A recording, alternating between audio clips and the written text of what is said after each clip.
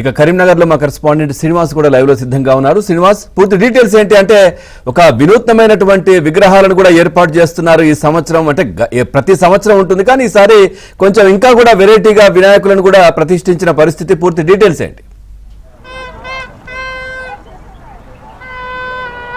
So Pawan, Karimnagar జిల్లా వ్యాప్తంగా వినాయక చవితి సందడి నెలకొంది.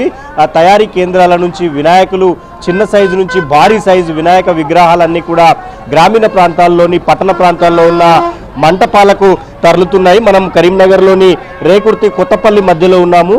చిన్న సైజు నుంచి పెద్ద సైజు విగ్రహాలన్నీ కూడా తరలుతున్నాయి. మనం విజువల్స్లో చూడొచ్చు.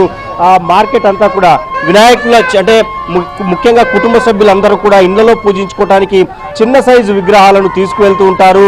ఆ గ్రామీణ ప్రాంతాల్లో కొంత భారీ సైజు మంటపాల దగ్గర కూడా పెట్టడానికి పెద్ద సైజు విగ్రహాలను తీసుకుంటూ ఉంటారు. సో మొత్తంగా కరీంనగర్ జిల్లా వ్యాప్తంగా వినాయక చవితికి సంబంధించి ఈ సందడి అయితే నెలకొంది. సో సాయంత్రం వరకు కూడా ఈ సందడి మరింత పెరిగే అవకాశం కనిపిస్తోంది. పెద్ద సైజు విగ్రహాలు గ్రామీణ ప్రాంతాల్లోని మండపాలకైతే తరలుతున్నాయి. Pavan, right, thank you Srinivas, thanks for the break.